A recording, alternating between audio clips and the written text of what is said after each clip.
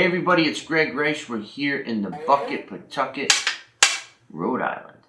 And interesting meeting I went to about 2 weeks ago was the Fane Tower project that's proposed for downtown Providence. It had to redesign some of the plans for the building itself, the number of units, sizes of things, etc. And they had to re-present, if you will, the new plans, and we'll throw that up on the screen so you can check it out, to the community, and as well as the redevelopment commission. I went to this meeting because it's a very, very pivotal decision. It's going to be a bellwether for the future, in my opinion, of Rhode Island. And what that will be is either Rhode Island is going to be an emerging market, okay, and crack the door to be in the Boston, New York atmosphere, or we're going to shut that door and it's not going to be an emerging market. It's just going to be what it is with what we have. And it would be the second most expensive construction project in the history of the state in modern times. It would be the largest building by far, and it would totally change the landscape of the downtown community for a variety of reasons. And the discourse seems to be from that specific point, that the tallest building, the biggest project, changing the design, changing the landscape of what is usual, is going to hurt the downtown and change it from what it really is now. The other side of that spectrum is this is going to create and make us better, make us stronger, make us bigger, make us wealthier, etc. So you have both of those schools of thought that are kind of clashing here, and this building is at the center of that clash.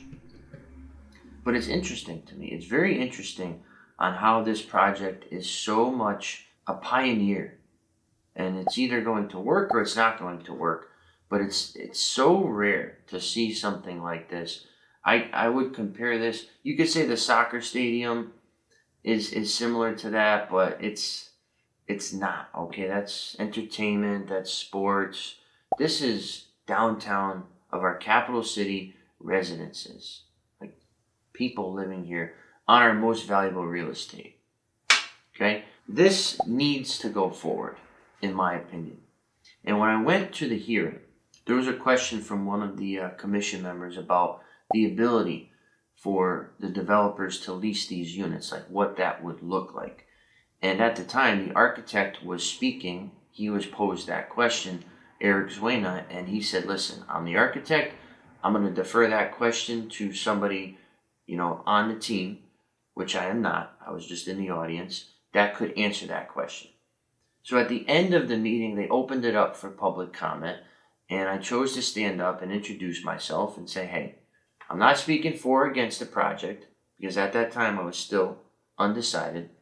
But to that question about leasability, right? Are you going to be able to rent these units, 600-something units? My point was that Rhode Island's vacancy rate is hovering at about 3%. A healthy state, 7 to 8% is what's normal. So, as people continue to come to Rhode Island, as it becomes more of a destination, okay, with the soccer stadium, with Live Nation going in East Providence, we're going to have concerts, we're going to have big crowds, we're going to have big games. People are going to want to live here. Things aren't leaving Rhode Island, things are coming to Rhode Island. So we have the obligation, somewhat, to capitalize on this in a healthy way, So renting these would be no problem. Like, no problem. You don't even need to post a for rent sign, and it would rent. That's how strong the rental community is. And I felt qualified to say that and to speak up about that. And obviously the folks in favor of that comment at the time clapped and were excited to hear that. That wasn't my intention, because like I said, I was still on the fence. But now, I'm happy to say that I'm for this project. Another point I wanted to make on this was that land is scarce in Rhode Island. And there's been a lot of push that we need to loosen zoning laws and we need to change and eliminate red tape, yada yada, in order for more development to happen. That's bullshit. That is not going to happen. That's not the way it should happen. Okay? Zoning is there for a reason. It's meant to preserve and protect and keep the quality of life in specific zones and neighborhoods throughout all cities and towns the way it is, so that folks don't mass exodus and move out, or mass exodus in. What would you call that? Exit in? Exodus? I don't know. Mass move in. It's meant to keep balance. So to cut zoning regulation or trim fat on certain requirements, yes, I guess with parking is common, you can do that. Yes, with storage availability, but we shouldn't be changing like lot square footage requirements, in my opinion, or fire safety. Things like that need to be the same. Keep the space as it is. Rhode Island is already a dense state. So what's the answer? The answer is you go up. And there was an article, I forget where I was reading it, I think in the Projo last week, and somebody made a great point. They said, we don't need to build out. We don't need to cut down forests and Foster and Situate and build big developments. That's not the way it should work. And the people that live out there are not going to like that. We need to build up in areas that have footprints for it. And here is a perfect example. So this is the primary reason why I support this project, because it's taking a relatively small footprint, okay, on the scope of the size of this building and going straight up. There's no grass up there. There's no parking spots up there. Straight up. Makes sense. And Pawtucket needs to do the same thing. East Providence, perhaps. Warwick, Cranston, build up. That's the solution, in my opinion. This is a perfect example of it. And what happens when you build up? Who's going to live there? How much are they going to pay? What's the tax revenue going to be like? These units will be unlike any other apartment in the state. We have nothing like that. The nicest units we have, arguably, would be, I would say the Omni, okay, next to the Omni, the condos there. As far as like tall, panoramic, water place also are nice. My good buddy Alberto, he lives there. Great guy, great view right over Jackie's water place. So my point is there's a couple of them. And they're all filled with high paying tenants. And even turns into condos. Sometimes they turn into condos and are permanent residences. So those are just a few, not as big as this would be, to show the need for it and also that the quality. Okay, we want to be like Boston. We want to be like New York, at least approaching them. We need to attract those folks that are used to 100-story skyscrapers. That, oh, they see, oh, how many? Oh, I'm on the 4th floor? I don't want that. If I'm paying $4,000 a month, I want to be able to see the river, or I want to see the ocean, whatever. We need to attract that type of person, and this will do it, okay? Some of the other comments which I thought were interesting, that it would impact the wind patterns, and the building's design changed from a more,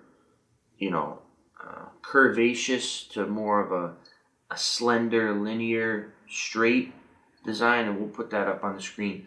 This is all ticky-tack BS. Like, come on. I mean, all right, do the wind study, sure, whatever. Really? We're worried about the wind blowing down the street. This is a no-brainer. Think of all the workers, okay, the trades that'll be part of this. Think about the credibility we'll have in New England and the Mid-Atlantic. We'll be the talk of the town, if you will, on a national, regional scale. No problem. How often do skyscrapers get thrown up in Rhode Island or even Massachusetts, right? Boston's very dense as well, but they already got the memo. They already went up. And then if you look at up, you look at around too. All of those properties' values have increased. Tax revenues are healthy.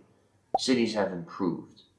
This is a nucleus to sustainability, profitability, and ascension for the whole public. Yes, it's one building. Yes, it's just 600 units. But this will be the new sun, right, that we all orbit. And I think we need to embrace it. It's not meant for all of us. We're not all going to live there. We all can't afford to be involved with things like this. We all don't have the network or connection to make something like that happen. But we need to support people who are willing to take a risk like this. Hundreds of millions of dollars. Willing to just, yeah, we'll try it. We'll wait years and years. How much in architect fees, how much in attorney fees, how much in consulting fees, right? All of these things that this developer is spending probably have spent millions and millions of dollars that are non-recoupable should it not go through. That shows me that this person, this group, whatever you want to say, is and are very committed to making it happen. And to be honest, I love that there's limited commercial space. They're not trying to compete with the downtown commercial district, which is a great thing.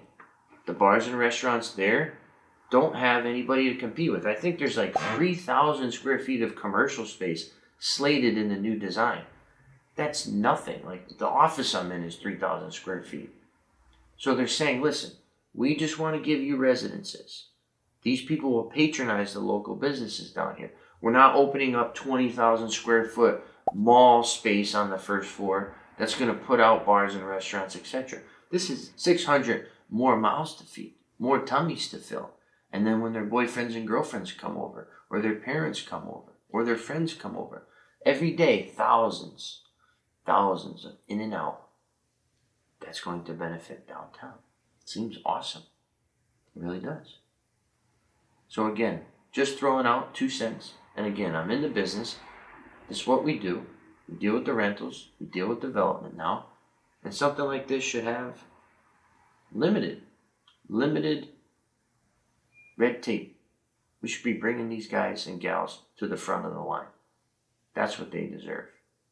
So for what it's worth, thank you for listening. Any comments, any feedback, let me know. Once again, Gregory here in the bucket, your property and your opinions managed.